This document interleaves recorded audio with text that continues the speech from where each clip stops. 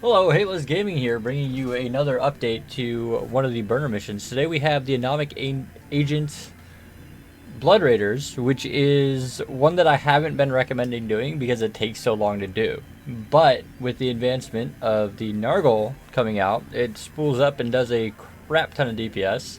We're talking the ballpark of like 500 for a frigate, and it can tank the Blood Raiders burner and have plus enough cap. We can actually go ahead and use the ship for it, and the time reduction is amazing. So without further ado, we have Blood Raiders Agent versus Nergal.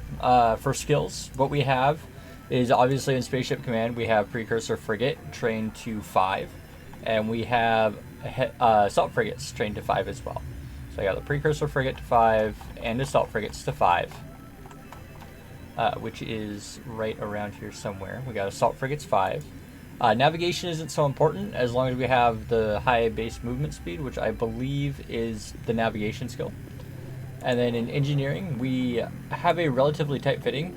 We're at 2.3 CPU and 1.8 power grid, which would mean that we require power grid management, energy grid, or not energy grid upgrades, but a lot of the engineering skills need to be trained up. I can't remember which ones now. It's been a minute since I've made a video and gone through skills, but I know that you're going to need weapon upgrades, advanced weapon upgrades, power grid management to 5, advanced weapon upgrades, I think at least 4. I'm not sure.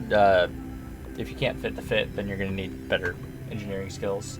The big ones that you really need are capacitor management, because we barely have enough cap, and capacitor systems operation. This gives you the most capacitor and capacitor recharge that you can get.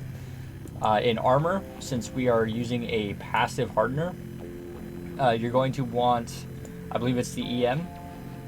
Yeah, the EM membrane. So you're going to want EM. Where is it at? You're going to want EM armor compensation trained at least to 4. This will give you more resistance, which is incredibly important.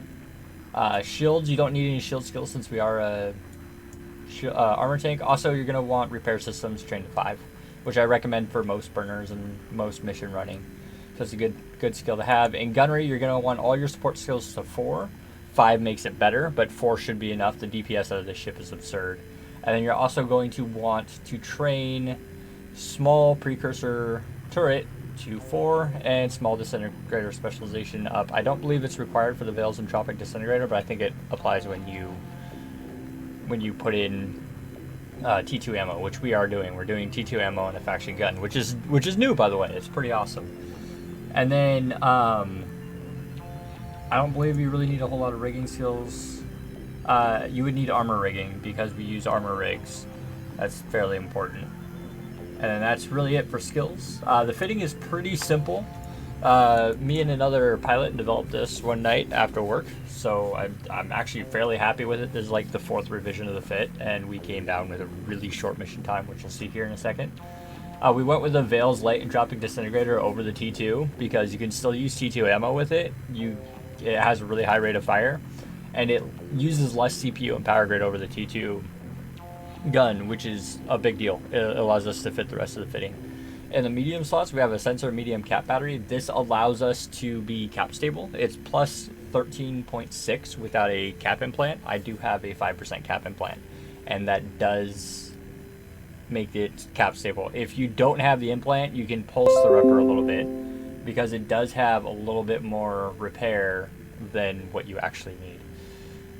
We have 2 T2 Stasis Webifiers. Alternatively, if you don't have the cap implant, you can do a fleeting Stasis Webifier, one of the Meta 4 ones, that gives it's 55% web, and it uses a little bit less capacitor, which makes you cap stable again under his presser. And then we have a Vigor compact micro auxiliary power core to give us an additional 10 power grid to help fit the battery and the repper. We have a Centum A-type energized EM membrane, which is actually really cheap, and with the armor skill trained to 5, it gives us 56 EM resist, which is what we need to survive it's what we need to survive burner core. And then we have a T2 entropic radiation sink and a Centii A-type small armor repper. These are pretty self-explanatory. You need reps and you need guns. And we have a small nanobot accelerator. Alternatively, you can use a the one that increases reps per cycle rather than rep speed. And you lose a little bit of tank, but you gain a little bit of capacitor regeneration. And then we have a small capacitor control circuit.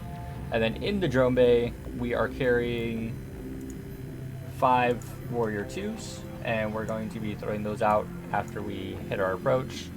And we'll be running Occult ammo. I tested this with T1 ammo, the close range T1 ammo, and it proved to be like 5 shots slower. But if you have T2 ammo, use T2. If you don't, use Baron, which is the close range ammo. Without further ado, we will go in and take on this burner. I'm sitting on the acceleration gate, ready to go in. Warp drive active. So the fight strategy is really simple. You approach him and fire, and you turn on your rep before you land. There's no overheat involved. It's not required. It just kind of works.